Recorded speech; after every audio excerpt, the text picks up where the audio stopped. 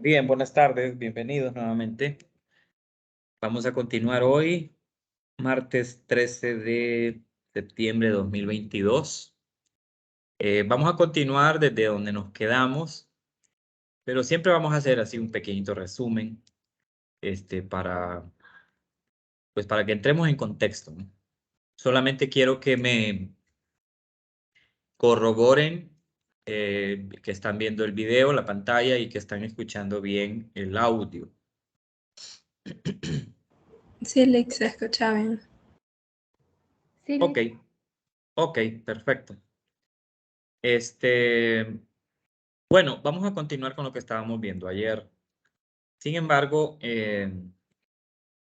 voy a volver a proyectar primeras diapositivas. Es que quiero hacer énfasis en algo. Recuerde que estamos hablando, en este curso nos vamos a limitar a el estudio de la naturaleza de los animales invertebrados, ¿verdad? Nos vamos a centrar en aspectos taxonómicos, en aspectos filogenéticos, en aspectos de su morfología, anatomía e histología y embriología también. Pero es porque en realidad, jóvenes, es necesario que estudiemos esos fenómenos del origen de los animales, tanto el origen en sí de las especies como también del origen de cada organismo desde su desarrollo temprano. Y es necesario que abordemos esa temática para que al final, pues, ustedes puedan comprender en las clases que vienen aspectos más amplios o diferentes como la distribución, el comportamiento de los animales, las descripciones, las relaciones, perdón, la ecología de las especies y las interacciones entre estos invertebrados y el medio ambiente. ¿Vamos a cubrir algunos de esos aspectos en este curso? Sí, solo que, como ya les digo, nos vamos a centrar más en la taxonomía de cada grupo de animal invertebrado, en la morfología, anatomía, histología e embriología. Y también de alguna importancia que tienen los grupos en cuanto al uso médico, el uso en investigación biomédica que se hace de ellos, o a problemas de salud que pueden generar en la especie humana. Bueno, yo quiero nada más hacerles hincapié de que cuando vuelvan a ver las videoconferencias, no pasen desapercibidos estos detalles de cómo inicia todo, ¿no? Cómo inicia el estudio de los animales, la observación sistemática y ordenada de sus comportamientos, de su estructura corporal. Cómo comienza con estas culturas antiguas y con estos personajes que aparecen ahí. Es importante que usted se tome el tiempo para poder investigar un poquito quién era Genófanes, quién era Anaximandro, y que se centre en cuáles fueron sus aportaciones al estudio de los animales, porque básicamente por eso es que se colocan estos nombres aquí. Quizás en algún momento, en algún video más informal, tal vez les dé algunos otros datos importantes sobre esta gente, porque sí es importante conocer el contexto histórico de quienes comenzaron y cómo comenzaron el estudio formal de los animales, ¿verdad? Hay mucha historia que conocer aquí. Como cultura general de un biólogo es necesario saberlo, ¿verdad? Ok, entonces, cuando vuelvan a ver estas diapositivas, presten atención a cada detalle. Si no entienden, por ejemplo, qué hace una rama de la biología, a qué se dedica, o cuál es la aportación que le da una ciencia auxiliar, de esas que están ahí o otras más al estudio de los animales. Dese el tiempo para estudiarlo usted porque es un compromiso con usted mismo, ¿no? Con su formación profesional. Ayer hablábamos de los animales y estábamos reflexionando algo de manera muy general de cuáles son las características que engloban a todos los animales. Y decíamos que, bueno, obviamente un animal es un ser vivo eucariota, ¿verdad? Es eucariota porque sus células son células eucariotas, poseen ADN o ácidos nucleicos, están protegidos, encerrados por unos organelos membranosos, en este caso en particular el núcleo, la mitocondria. Eso es ser un eucariota. También hablábamos y decíamos que los animales son multicelulares porque en realidad no conocemos, no existe ninguna especie animal que sea unicelular. Hablamos de que hay protozoarios, que son organismos unicelulares principalmente o coloniales, que exhiben características de las células eucariotas animales, pero no son animales, ¿verdad? Siguen siendo organismos unicelulares.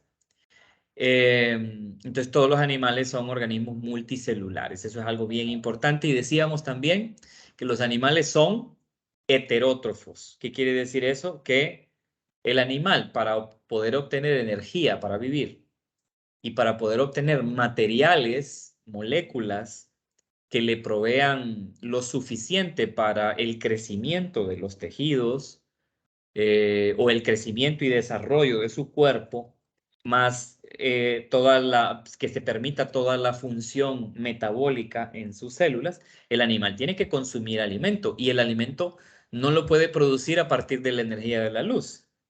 Lo tiene que buscar y eso es ser un heterótrofo.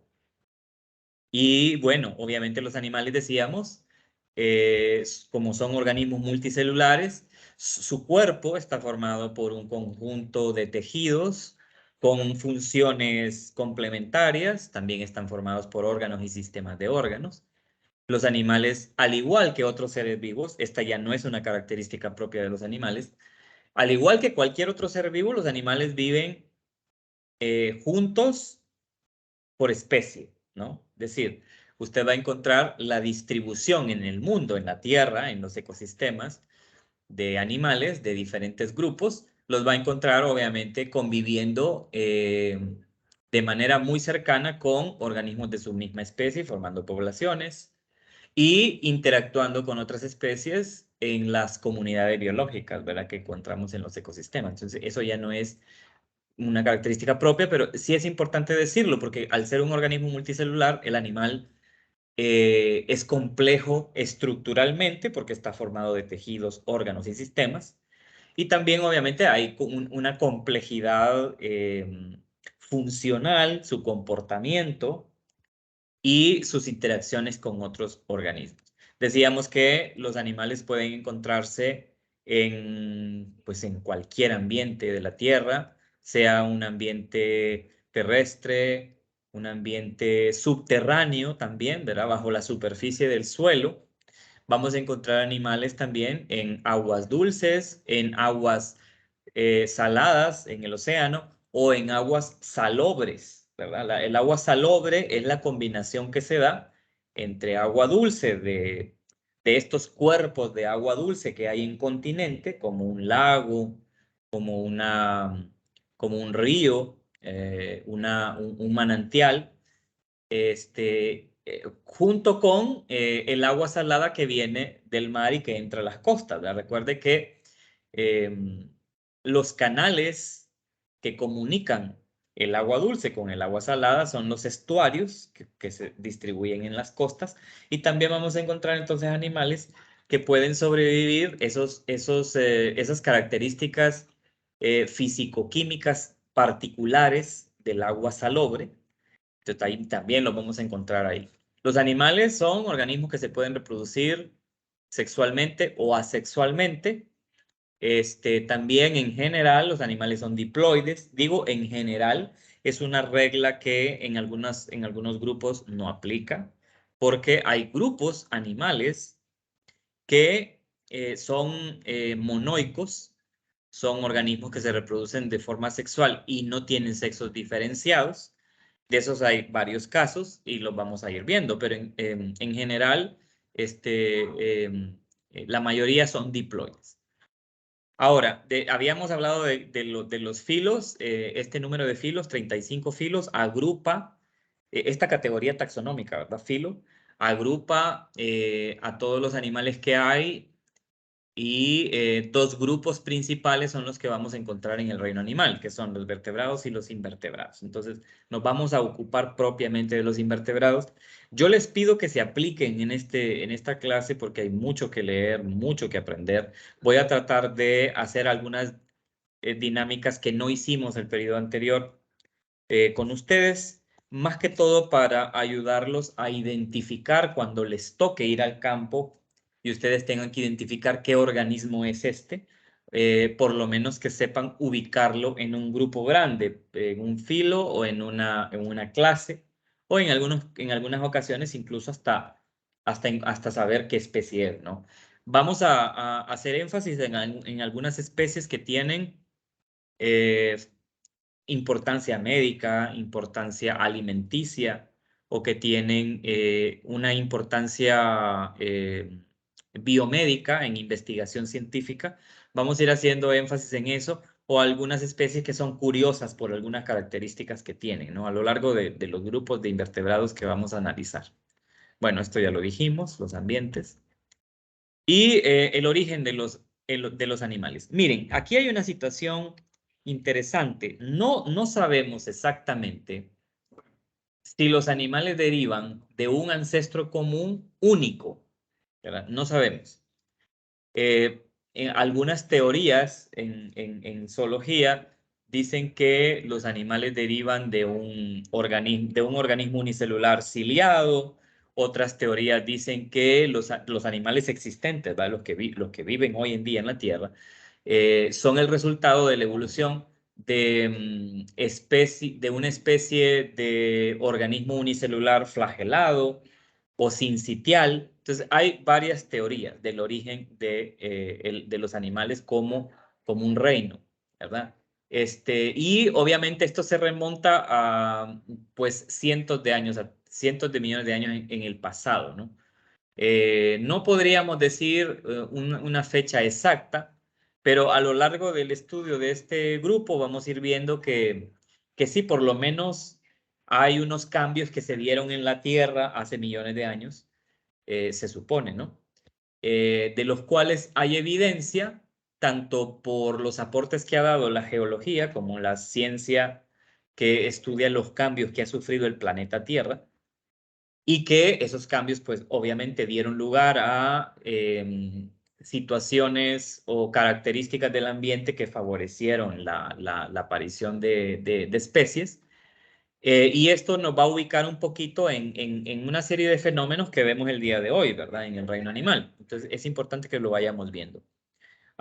Pero se supone que los animales nos originamos de un ancestro unicelular, ¿verdad? Eso es lo que se supone en general. Y esto es interesante porque cuando uno analiza de si realmente es posible que los animales actuales, su ancestro común, haya sido un organismo unicelular o como un protozoario, por ejemplo, que en algún momento ese protozoario adquirió o ingirió a otros protozoarios, y estos dentro del cuerpo se convirtieron en organelos especializados de tal manera que se produjeran las células eucariotas. Pues es algo bastante interesante, porque si eso pasó, lo que nos dice es que realmente vivimos en un mundo más complejo de lo que pensábamos, porque realmente cuando analizamos la evolución de las especies y cómo la Tierra ha cambiado también durante el tiempo, vemos que realmente el ambiente es un ambiente muy dinámico. ¿Verdad? La Tierra es un sistema muy dinámico que cambia constantemente y que provoca tanto aparición de especies como extinción de especies también, y provoca una serie de fenómenos naturales interesantes para permitir la vida en este planeta y la diversificación de esa vida en este planeta. Entonces, si partimos del hecho de que en efecto los animales derivan de un organismo ancestral unicelular, entonces estaríamos hablando de un origen monofilético. Monofilético es un término que hace referencia a ese hecho, al hecho de que si hubo un origen, ese origen es una célula, un organismo unicelular que existió hace un tiempo indeterminado, y que pues ese organismo sufrió a lo largo de mucho tiempo cambios que dieron lugar a el origen de las especies. Eso se llama origen monofilético. También lo vamos a ir viendo un poquito más en detalle más adelante. Este árbol ya lo había explicado anteriormente, pero aquí se fijan ustedes que cada una de estas ramas de este árbol filogenético nos habla al final, nos da un nombre de un filo, ¿verdad? Filo porífera, las esponjas de mar, aunque hay de agua dulce también, lo vamos a ir viendo. Los nidarios, los tenóforos o peines de mar. Luego viene otra rama, miren que son los platelmintos o gusanos planos, los rotíferos, los nemátodos o gusanos redondos, los nemertinos, los briozoos, los braquiópodos, los moluscos, anélidos, etcétera, hasta llegar a los cordados.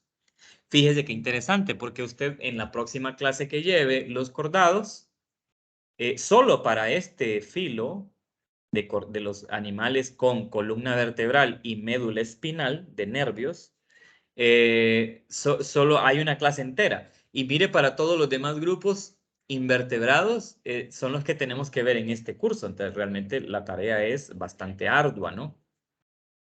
Bueno, entonces en este árbol, si todos estos se originaron de un solo ancestro en común, que está aquí, esto sería un planteamiento de un origen monofilético, que quiere decir, como repito, un origen de un ancestro en común para todas las especies que vemos aquí, para todos los grupos, que todos se derivaron de un solo ancestro en común. O sea, esto es un origen monofilético. Eso es lo que quiere decir monofilético. Más adelante vamos a ir viendo también un poco más de esas cosas.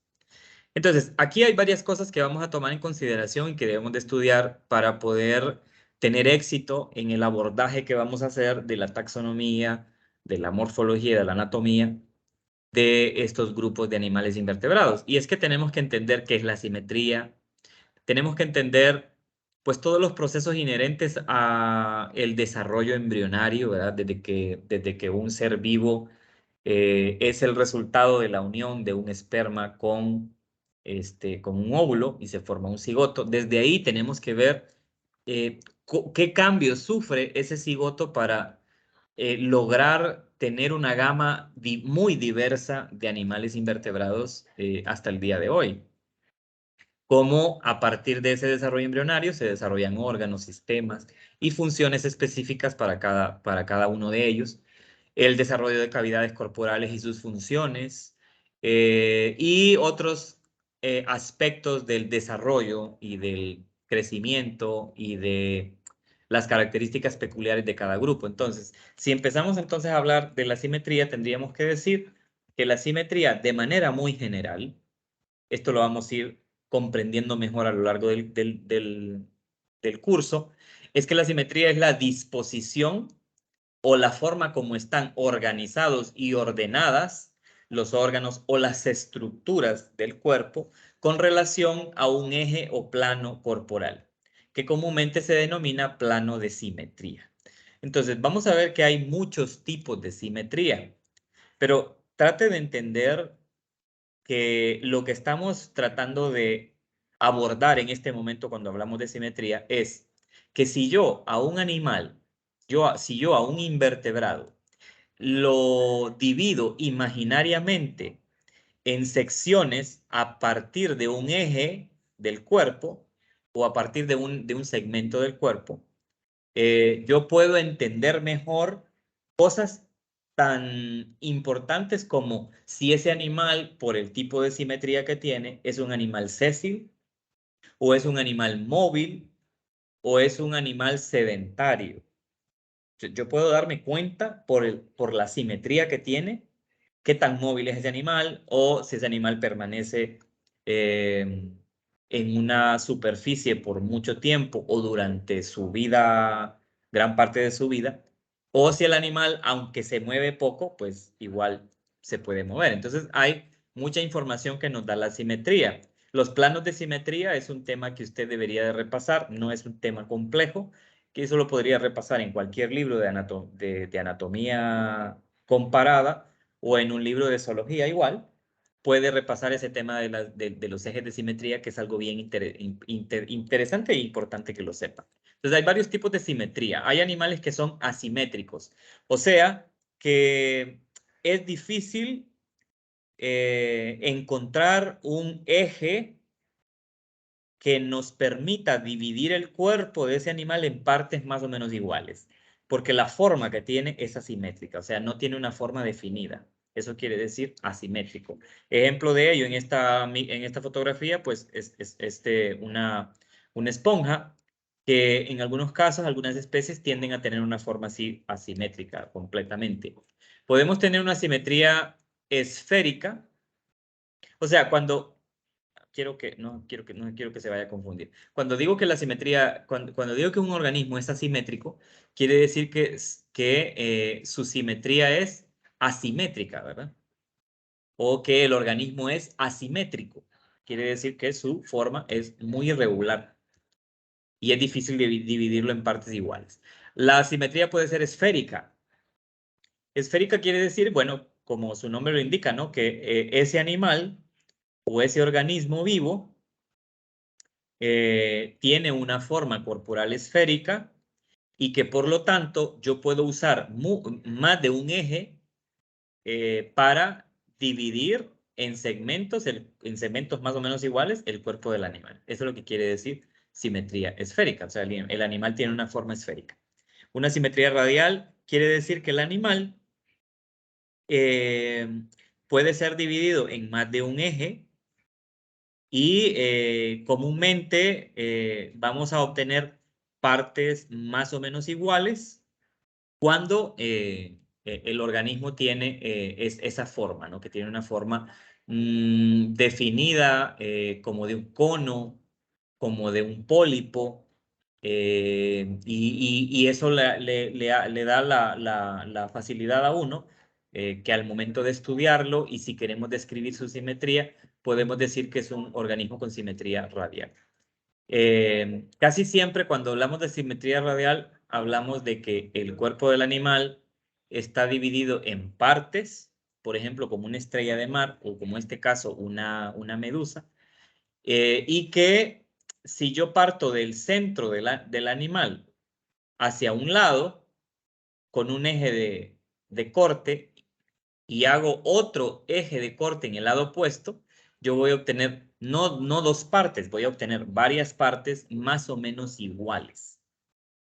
También se puede dar una variación que es el eje de simetría birradial. Y birradial lo que quiere decir es que el cuerpo del animal tiene una forma que casi siempre es como cilíndrica y que en un extremo ese animal va a tener la boca y en el extremo opuesto de la boca, al otro lado del cuerpo, va a tener el ano.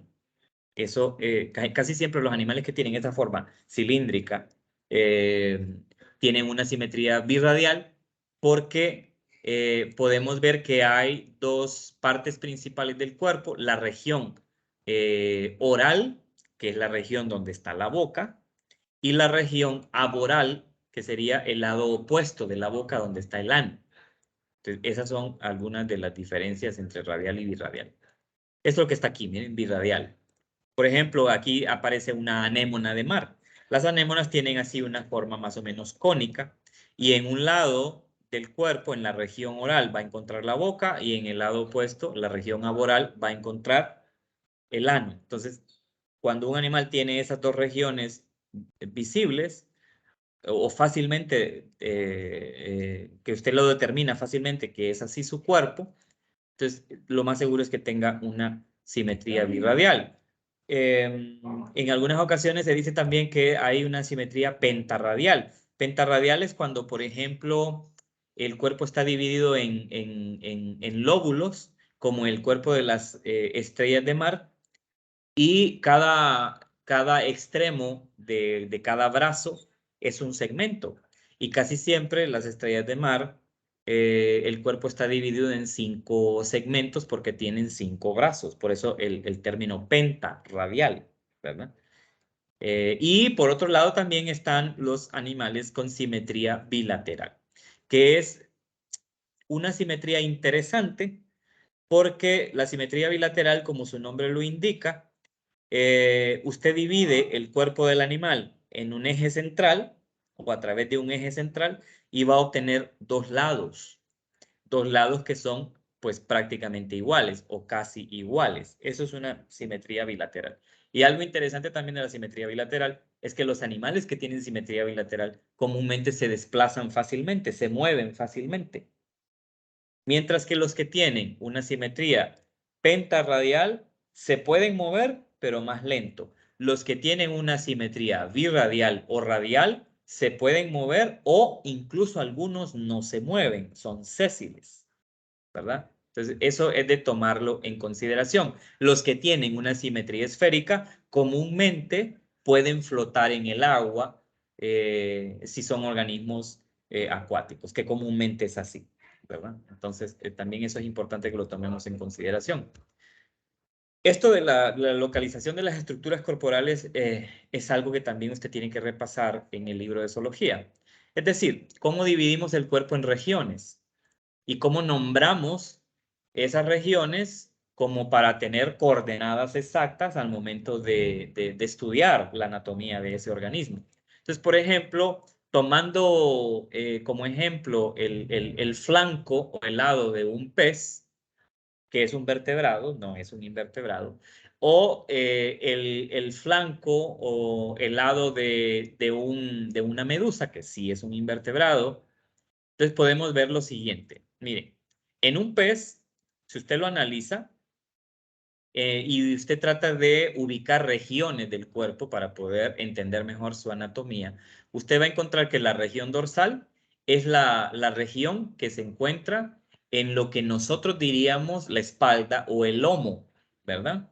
Esta región que comúnmente en un organismo que está en el agua es la parte de arriba, lo que nosotros decimos la parte de arriba, el lomo o la región de la espalda. No vamos a decir espalda porque en realidad no aplica. Vamos a decir lomo o vamos a decir región dorsal. De los ojos, la boca hacia adelante o la región donde está la boca sería la región anterior.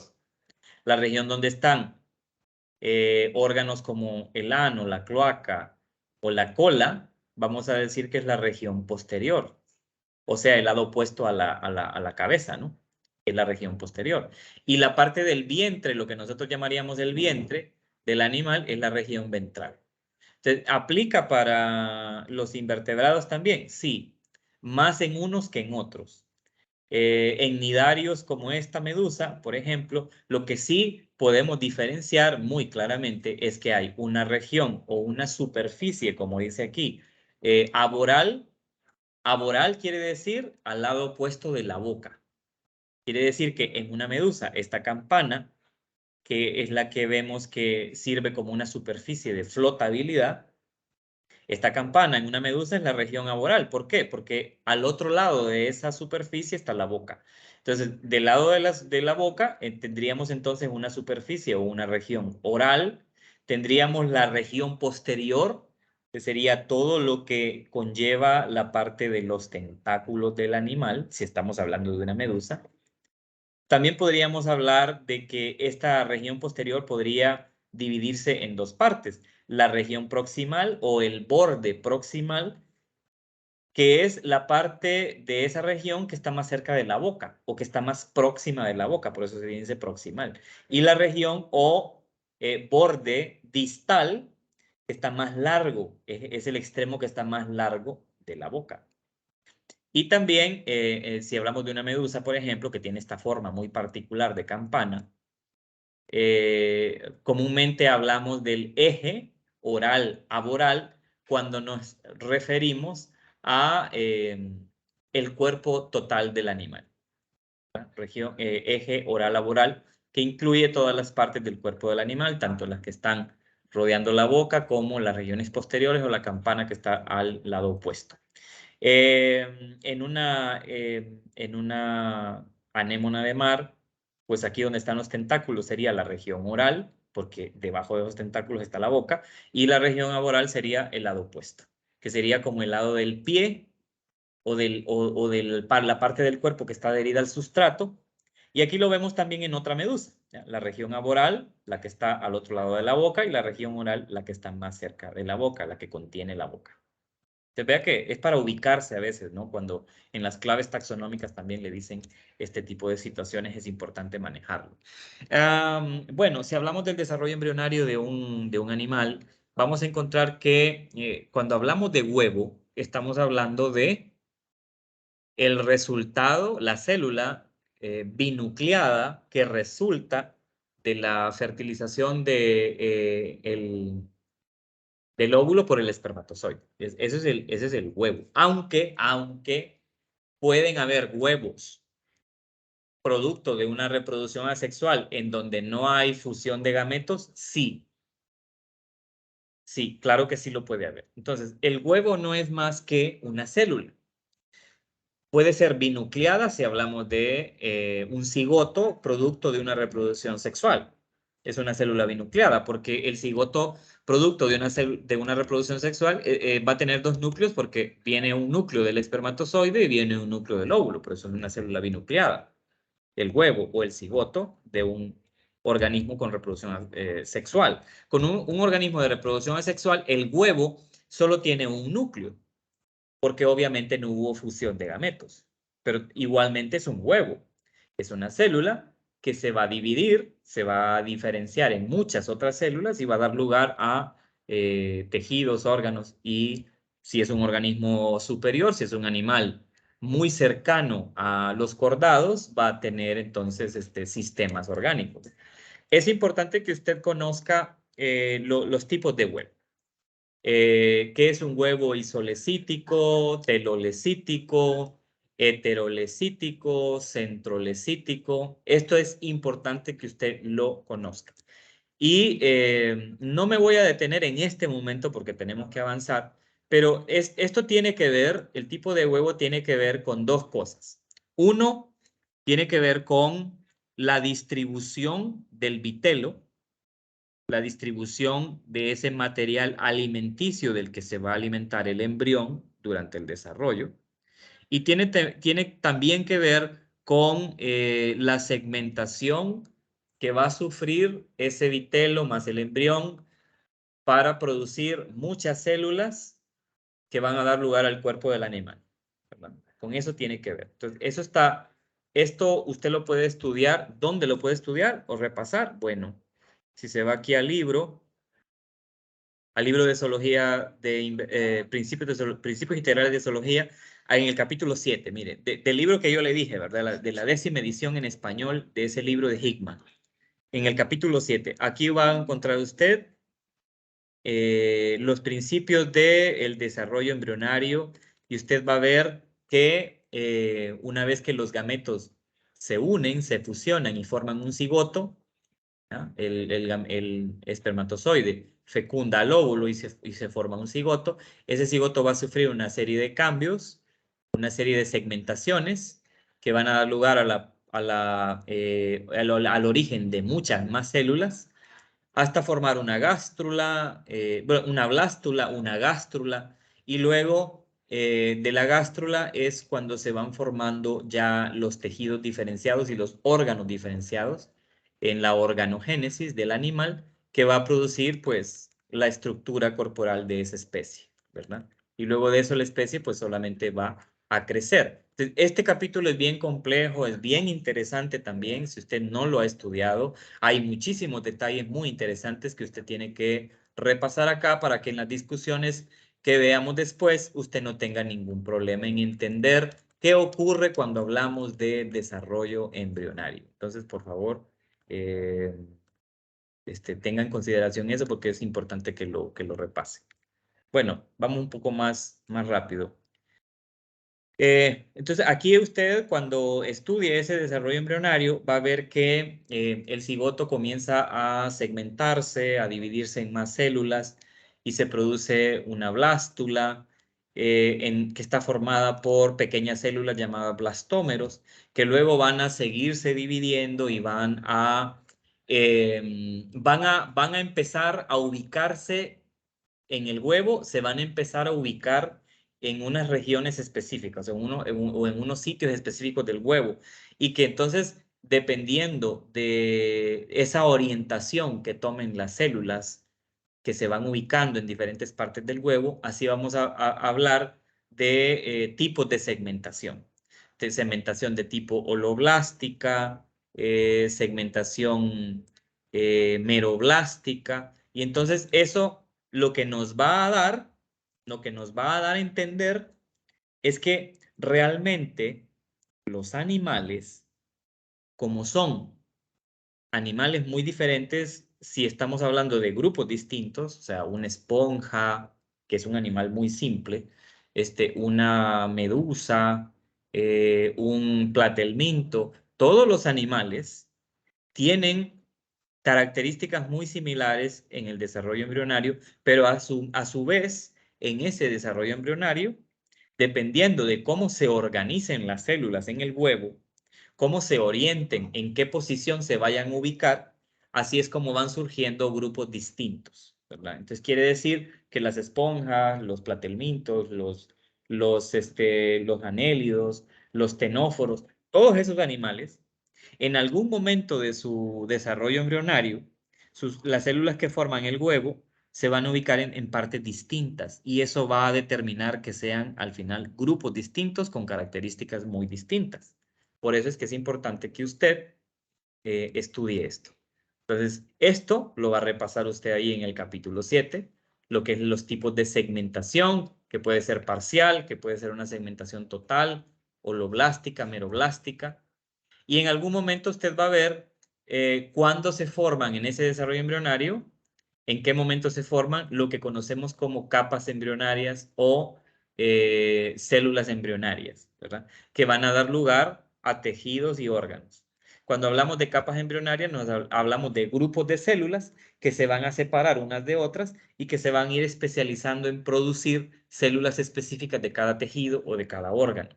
Entonces, cuando hablamos de capas embrionarias, hablamos de el ectodermo, que comúnmente forma estructuras externas del cuerpo, como el epitelio que recubre la parte externa del cuerpo de los animales, o la superficie externa. Ectodermo también, células que dan origen, por ejemplo, a en el caso de cortados, ¿verdad? Por ejemplo, pelos, uñas, glándulas epiteliales, revestimiento de la boca, partes del ojo, etcétera.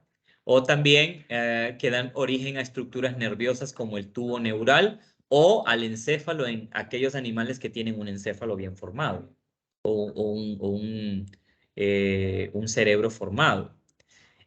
Hablamos de mesodermo también, esta es otra capa embrionaria que da lugar, por ejemplo, a la notocorda, a sistemas circulatorios en los animales, que da también lugar a los músculos, a órganos como órganos del sistema excretor, etc.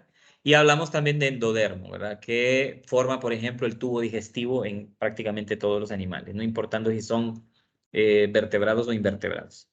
Entonces, ¿en qué momento aparecen esas células diferenciadas, esas capas embrionarias? Bueno, ahí lo va a ver usted en el desarrollo embrionario. Que como se puede ver en esta imagen, las capas embrionarias aparecen en la etapa del desarrollo que se llama gastrulación. ¿Ven? Ahí es donde aparecen, donde se forman y se comienzan a ubicar en sus sitios distintivos las capas embrionarias. Esto es un poco de lo mismo. Hablando de las capas embrionarias van a ser capas de células que van a dar origen a estructuras. Entonces, diferentes grupos de animales van a tener dos o tres capas embrionarias. O sea, algunos animales tienen únicamente dos capas embrionarias y otros tienen tres capas embrionarias. Y eso va a determinar tanto la estructura de su cuerpo como su fisiología, ¿verdad? Cómo funciona su cuerpo, como también va a determinar sus adaptaciones al medio externo y pues su vida en general, ¿no? Su arquetipo corporal, o sea, todo eso lo va a determinar. Todo lo que usted es está determinado por las células que se producen al final de su gastrulación, ¿verdad? En las capas embrionarias. De ahí deriva la diferenciación de cada grupo animal, de cada especie o de cada filo o de cada clase o orden de animales. Entonces, en algún momento vamos a hablar de clasificación de acuerdo a si los animales en su desarrollo embrionario tienen 2 capas embrionarias, entonces hablamos de organismos que son diblásticos, en donde únicamente vamos a encontrar en esos grupos el ectodermo y el endodermo. El mesodermo no lo vamos a encontrar, o podemos hablar de organismos que son triblásticos en su desarrollo embrionario, lo cual quiere decir que sí desarrollaron las 3 capas, en ectodermo, mesodermo y endodermo. Obviamente, y esto es algo muy simple de entender, obviamente los triblásticos, como tienen una capa embrionaria más, es entendible que sean organismos que tienen un cuerpo más completo, que tienen un cuerpo más complejo y que obviamente sus funciones y sus adaptaciones al medio también van a ser más especializadas. Eso es algo que en general debemos de entender. La cavidad corporal que, bueno, como su nombre lo indica, son cavidades, espacios abiertos que van a dejar esas capas embrionarias y que esos espacios abiertos no son espacio muerto en el cuerpo del animal, sino que son espacios en donde se van a ubicar estructuras orgánicas o sistémicas, ¿verdad? Tienen una función. Entonces, algo aquí un poco de los modelos de producción de celoma. Celoma es esa cavidad corporal que se forma, o esas cavidades corporales que se forman en el cuerpo de un animal, se le llama celoma. Entonces vamos a encontrar que hay clasificaciones de animales que son, por ejemplo, animales acelomados, que no tienen cavidades corporales, no hay celoma. Hay animales que son pseudocelomados, ¿verdad? En donde aparentemente hay un celoma, pero en realidad no es celoma. Y donde encontramos también animales verdaderamente celomados o animales celomados, en donde en efecto las capas embrionarias forman unas cavidades en donde se ubican órganos y que eso tiene una función específica y especial en su desarrollo. Entonces vemos aquí ejemplos de organismos triblásticos y ya asociándolos con su tipo de simetría. Entonces esto, cuando vean la diapositiva nuevamente, deténganse un momento y véanlo con más calma. O sea, esto es tarea para que ustedes, al volver a ver las diapositivas, esta videoconferencia, usted vaya ya fijándose en esos detalles. Yo ahorita lo estoy pasando un poco más rápido porque no me voy a detener en esto porque es algo que usted tiene que leer un poco más, con más calma. Por supuesto que lo vamos a explicar, por supuesto que lo vamos a abordar, no el día de hoy, sino que solamente estamos hablando hoy de una manera muy general. Entonces ve aquí los animales acelomados no tienen celoma realmente, no hay un espacio interno en el cuerpo donde esté destinado a alojarse estructuras orgánicas específicas, no las hay. Un ejemplo de un acelomado, pues es por ejemplo este gusano plano. Tenemos animales pseudocelomados que aparentemente tienen cavidades corporales, pero en realidad no son cavidades verdaderas. Y los animales celomados en donde sí los órganos, las vísceras, están distribuidas, empaquetadas en celoma.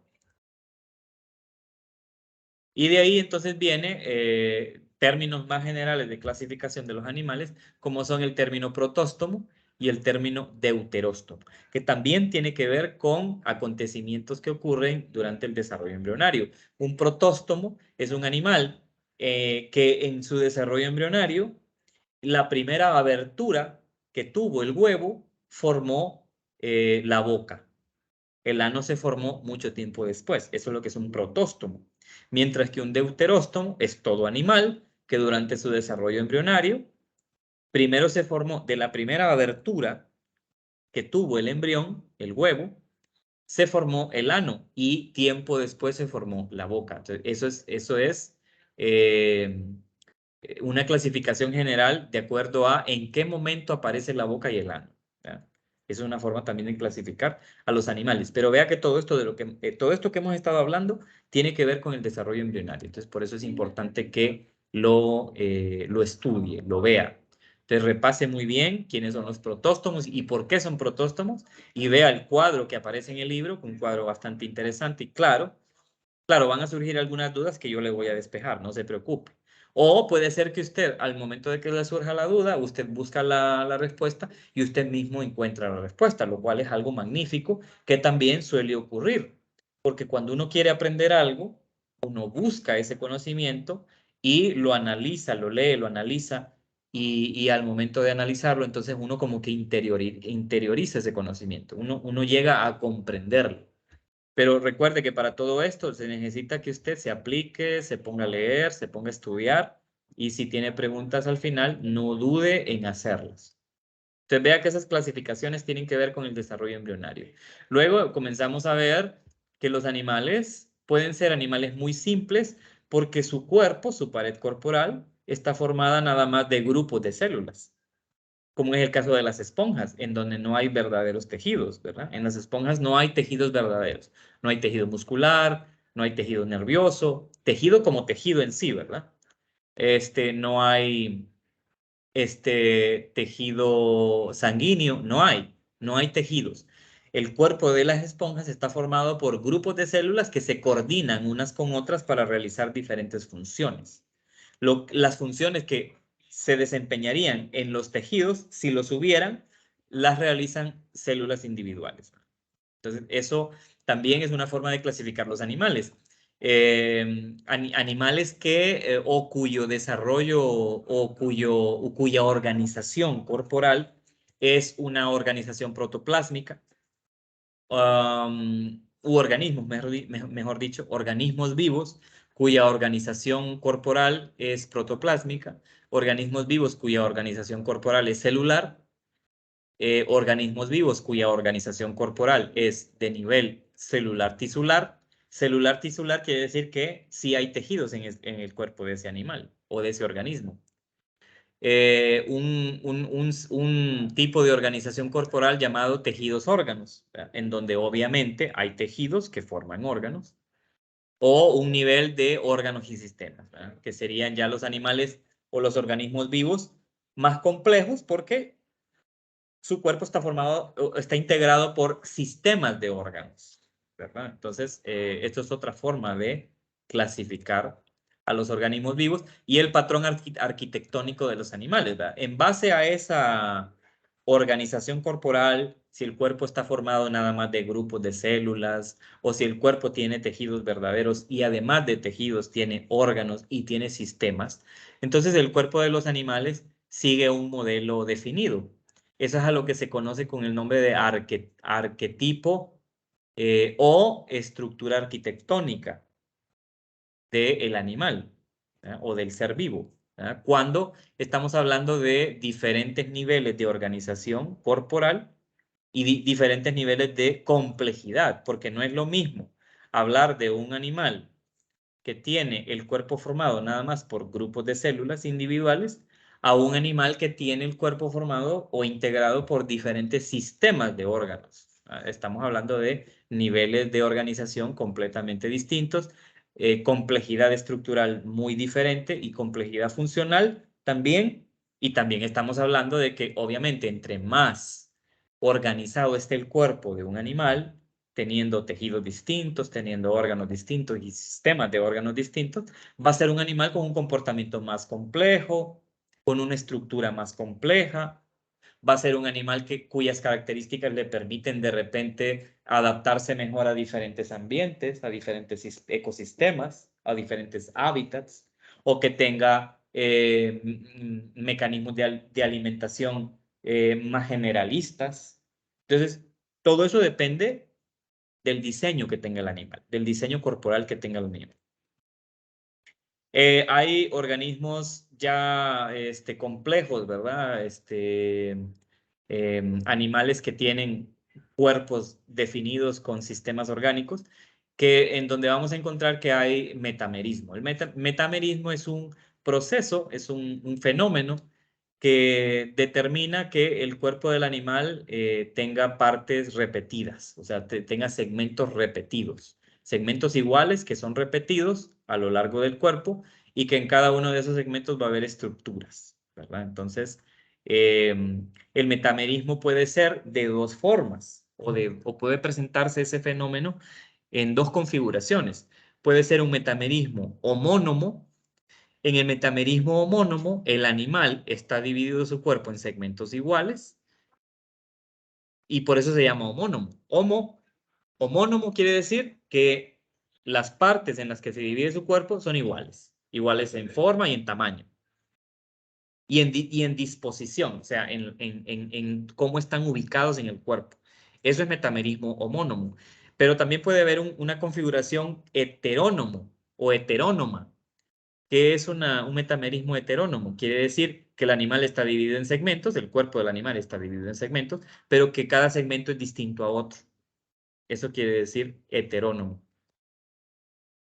Luego viene esto de la historia de la clasificación, que no lo vamos a ver en este momento, no hoy, porque ya se nos acabó el tiempo, trataremos de terminarlo mañana, pero les voy a pasar las diapositivas así rápido para que usted las vea y al momento de volver a ver la diapositiva, usted pueda detenerse y leerlo con más calma. Entonces, vea, las voy a pasar nada más así para que cuando usted lo esté viendo nuevamente, se pueda detener en esas partes y leerlo con un poco más de calma. Son antecedentes históricos importantes que tienen que ver, por ejemplo, con la forma como clasificamos actualmente a los animales, o por lo menos actualmente que sigue siendo así desde hace algunos siglos, ¿verdad? Entonces, esto es importante también. También esto es parte de la evaluación en los exámenes, ¿verdad? Estos antecedentes históricos. Y esto de los sistemas de clasificación es muy importante porque resulta que en 1700 y tanto, estamos hablando del siglo XVIII, desde el siglo XVIII hasta el día de hoy, seguimos utilizando el mismo sistema de clasificación. ¿Por qué? Porque es un sistema de clasificación muy útil, porque es un sistema de clasificación pues coherente con las necesidades de la taxonomía actual para poder ubicar en grupos de acuerdo a sus características a los animales que vamos descubriendo, a las nuevas especies que vamos descubriendo, porque no se ha encontrado otro sistema que sea más simple y que sea mejor, que dé mejores resultados. Sigue siendo un sistema muy actual o utilizado todavía el día de hoy y coherente con nuestra realidad actual del mundo, este sistema binomial de nomenclatura que ideó Linneo allá en el siglo XVIII. Esto es una cosa bien importante como cultura general del biólogo, ¿verdad? Por ahí tenemos otros antecedentes de otras personas que también de una u otra manera contribuyeron al desarrollo de la zoología como ciencia, que hasta el día de hoy muchos de sus descubrimientos o muchos de sus aportes continúan siendo un pilar importante en la zoología, ¿verdad? Estos nombres, John Ray, Teofrasto, son importantes que sepamos cuáles fueron sus aportes a la zoología como ciencia, ¿no? Para construir lo que el día de hoy es la zoología. Mire, sistema de clasificación binomial de Linneo. Aquí hay algunos datos importantes que vamos a resumir después. Y no menos importante que un biólogo debe de manejar es que usted debe de manejar cómo funciona y cómo se aplica el sistema de nomenclatura binomial que desarrolló Linneo en estos años, ¿no? En este siglo XVIII. Es importante que usted sepa escribir, que sepa por qué se escriben los géneros de una forma, por qué los nombres específicos se escriben de otra forma y cómo se da esa nomenclatura de ciencia que hasta el día de hoy seguimos utilizando, ¿no? El tema de los nombres científicos, que no es una cosa de poca importancia, es muy importante que nosotros como biólogos sepamos muy bien en qué consiste ese sistema de nomenclatura, cómo se escribe, ¿verdad? Cómo se escriben las familias, las subfamilias, los órdenes, las especies, los géneros, cómo se escriben y cuáles son sus significados también. Porque comúnmente en este sistema de nomenclatura binomial, los géneros que forman parte del nombre científico, cuando hablo de género hablo de esta palabra que está escrita con una letra mayúscula antes de esta segunda palabra que está escrita todo en minúscula. Este nombre genérico o género en esta nomenclatura es un sustantivo, ¿verdad? Si usted se remonta a las clases de español, debe de saber lo que es un sustantivo. Entonces, los géneros en el sistema de nomenclatura son sustantivos, mientras que los nombres específicos son adjetivos. Eso es algo bien importante, porque, por ejemplo, cuando yo le digo a usted Homo sapiens, o como dice aquí, Homo erectus, Homo es el sustantivo, es de quien se habla. Y erectus es una característica, porque es un adjetivo, es una característica de este organismo del que se habla. Esto quiere decir hombre erecto, o hombre que camina erguido, mejor dicho. Eso es lo que quiere decir. Homo sapiens, hombre sabio.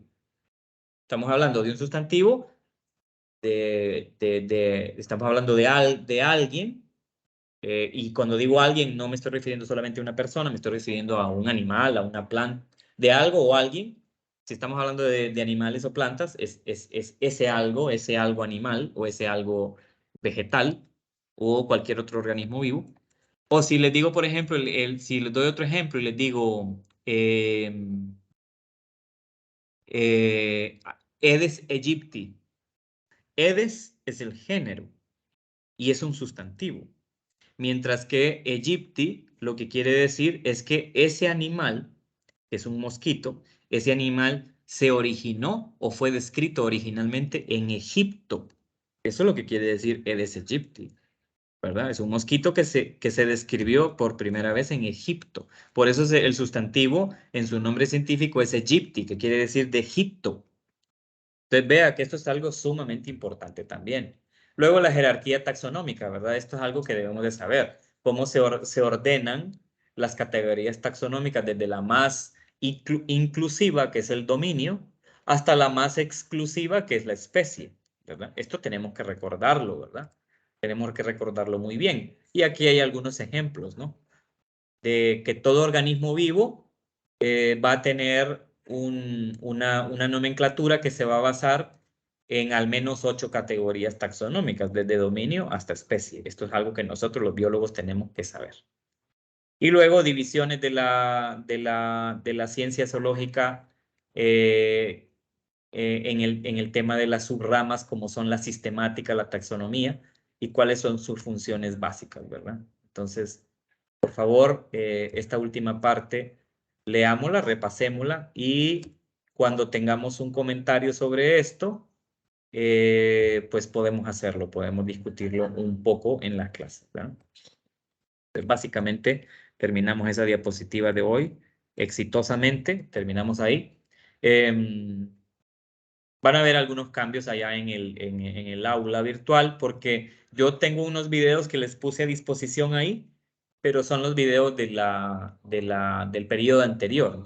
Entonces, este video de ahorita, por ejemplo, y el de ayer, los tengo que sustituir por los que están ahí o sea, los voy a cambiar, ¿verdad? Los que tengo ahí en el aula, los voy a quitar y voy a poner estos actuales. Entonces, siempre van a tener disponibles las clases actualizadas, ¿no? Estas que estamos teniendo de lunes a miércoles. Bueno, terminamos ahí. Si no hay alguna pregunta, si hay alguna pregunta, con gusto la respondo y si no, seguimos el día de mañana a la misma hora.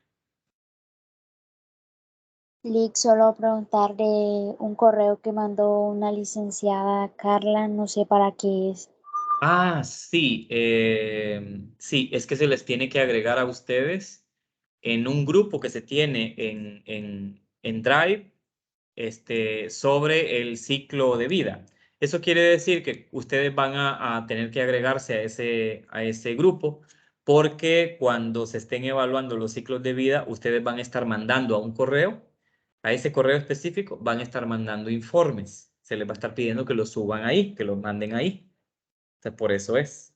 Pero si tiene alguna duda, dígamela en un rato para que yo pueda anotarlo y despejarle las dudas junto con la profesora ahí, les despejamos las dudas y así ustedes pueden agregarse a ese grupo para que de una vez pues ya no tengan, ya estén incluidos ahí. En realidad no es que usted se va a agregar manualmente.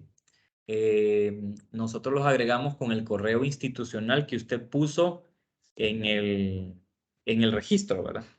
De la UNA.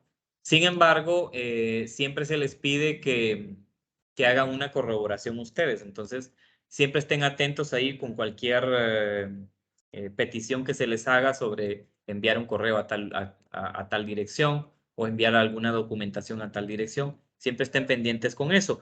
Por ahí creo que Linda también tiene una pregunta. Kimberly, por otro lado. A ver. Kimberly la levantó primero. Sí, Kimberly, es cierto. Dele, No, Kimberly. solo quería decirle que el apartado de lo del ciclo de vida ya aparece en Teams para que revisen. Magnífico, excelente. Muchísimas gracias, Kimberly, excelente. Linda tenía una duda. Sí, ¿O es quería la- saber o era si la se va, misma? no, si se va a poder congelar el ciclo de vida del periodo pasado.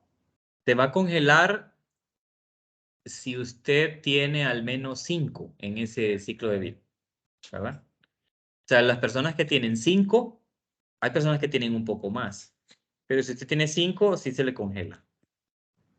De hecho, Y yo hay ya pasé, que, ajá, no, de hecho, yo ya pasé algunos de esos datos a la profesora, porque ella era la que estaba haciendo una base de datos con esa información. Entonces, yo ya le pasé a ella del periodo anterior, ya le pasé quienes tenían más de 5 y a quienes se les podía congelar, de acuerdo a la nota final que tenían también, ¿verdad? Sí.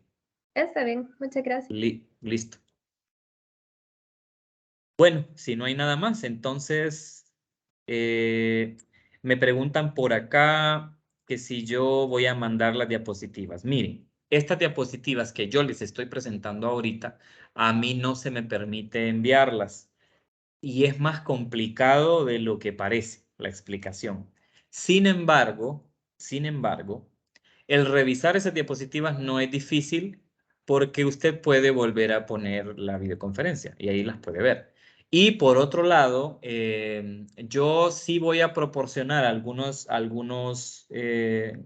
documentos que le van a poder servir como apoyo, ¿verdad? Yo sí le voy a proporcionar algunos documentos por ahí. Entonces, cualquier cosa pendiente ahí que yo tenga que subirles, yo les digo, se los subo. Y es más, en algunas ocasiones les voy a subir algunos videos creados por mí mismo, en donde de repente estoy explicando algo extra que tal vez no quedó claro en una diapositiva o algo así. O sea, siempre les voy a subir algunos materiales extra.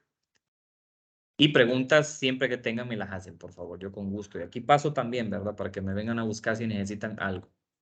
Bueno, listo. Entonces nos veremos hasta el día de mañana. Saludos, que tengan buena tarde.